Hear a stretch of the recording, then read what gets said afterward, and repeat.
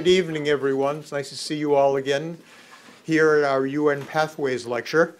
I'm Robert Greenfield. I'm the interim provost of the Metropolitan Campus, and I want to welcome all of you to what this evening will be the final installment for this academic year, anyway, of our UN Pathways lecture.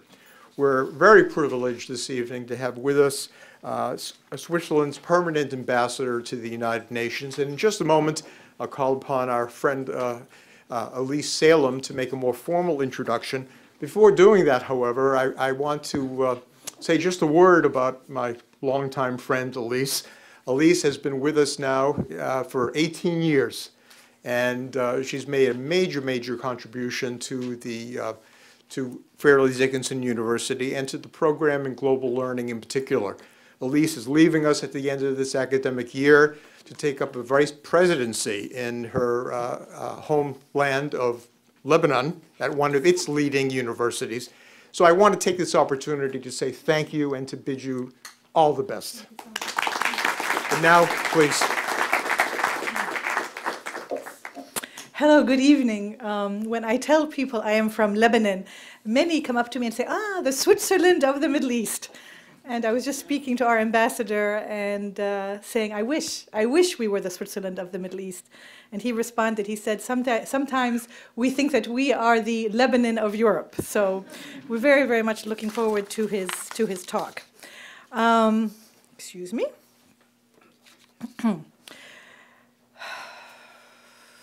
I didn't know that you were going to jump in, so you took my first few lines here. I am delighted that we are going to be focusing on Switzerland tonight. Every year, our students in the International School of Hospitality and Tourism Management go to Switzerland to learn more about the hotel and tourism industry. They return struck by the breathtaking beauty of the country and the keen professionalism of its citizens. Indeed, Switzerland is a model nation. Its decentralized federalist political system offers hope to fragmented nation-states like mine. Lebanon and Iraq are countries that have many different ethnic groups, different religions, and huge problems. And Switzerland has been able to create a system, a federalist system of cantonization that provides something like a solution that we need to think about. Also, I'm thinking about the US embroiled in its expensive and lengthy presidential campaigns. Switzerland offers a refreshing one-year rotating presidency. There's no money spent, there's no time spent on the process. And maybe you will speak to that. It's a wonderful and interesting idea.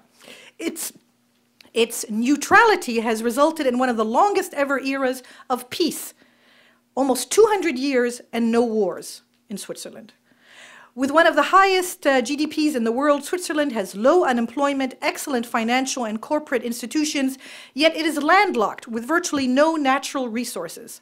We're anxious to learn about this miracle of Switzerland.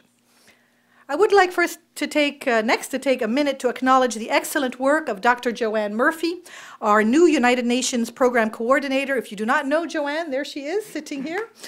And she has worked tirelessly with Rachel McCurr, our wonderful student assistant sitting by her, to create the details of our multiple UN programs, including this lecture series, our video conference series, and multiple student trips to the UN. In 2 weeks, Joanne is taking a group of 16 students, 8 from this campus, 8 from the other campus, to the Permanent Forum on Indigenous Issues at the UN.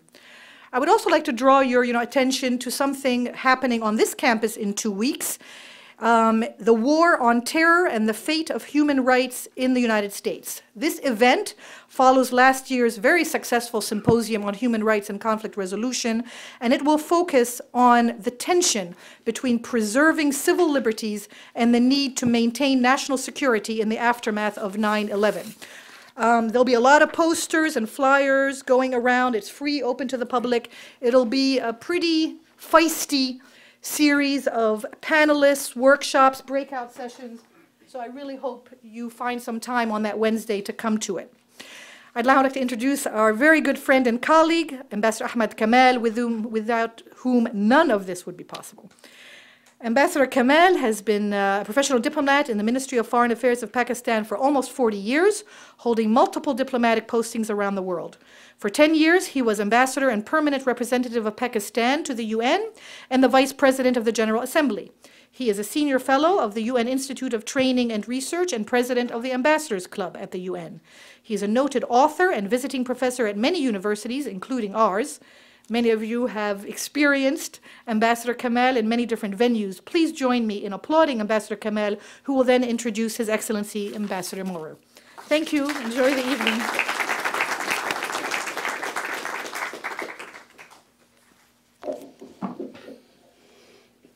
I'm torn between sadness at seeing Elise go.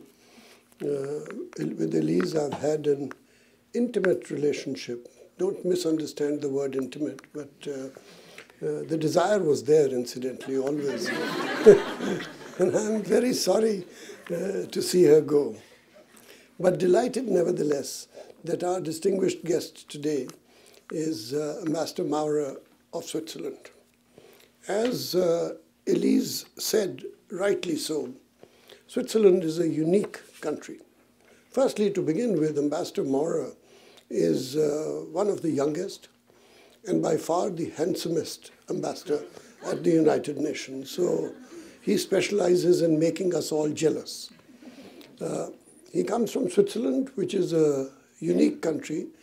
And I know its uniqueness because I had the pleasure of spending 6 happy years in Switzerland. It's a country that is, and this may not be known to everybody here, it's by far the oldest country, oldest state in Europe. It's far older than France or Germany or Italy or Austria for that matter. Its political history as a state goes back 800 years. And yet it is one of the youngest members of the United Nations. So how does it happen that the oldest becomes the youngest? That secret is in another word that Elise used, which was neutrality. Switzerland discovered the concept of neutrality, which enabled it to survive in a rather nasty environment, and certainly through 2 very nasty events, which were World War I and World War II. And Switzerland was able to maintain its neutrality in the middle of all that was happening in Europe during these 2 momentous events. Having discovered the concept of neutrality, Switzerland then discovered the temptations of chocolate. And it raised chocolate. It breathed divine energy into chocolate and made it into an act of faith. And any one of you who has not tasted Swiss chocolate, your education is not complete. And don't you believe that Fairleigh Dickinson can give you a complete education. Only Swiss chocolate can. Then, having discovered neutrality and chocolate, Switzerland discovered a third thing, which was banking. It made a sort of a fetish about banking, and above all, about banking secrecy. Unfortunately, I think banking secrecy created more problems for Switzerland than solutions. It did certainly make it the richest country in the world, and Switzerland had and still has a higher per capita than the United States.